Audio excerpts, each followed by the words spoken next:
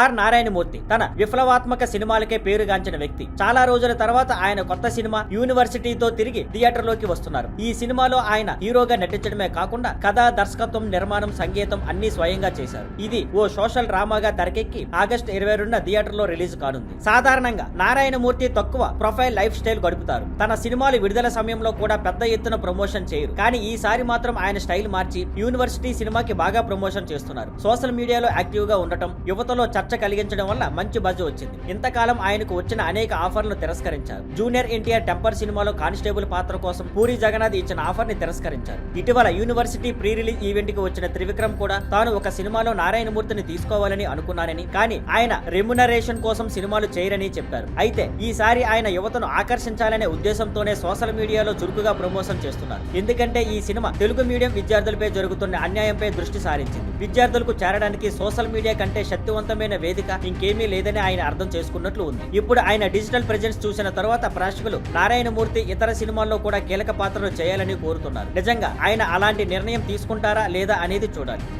Thank you for watching. Please like, share and subscribe.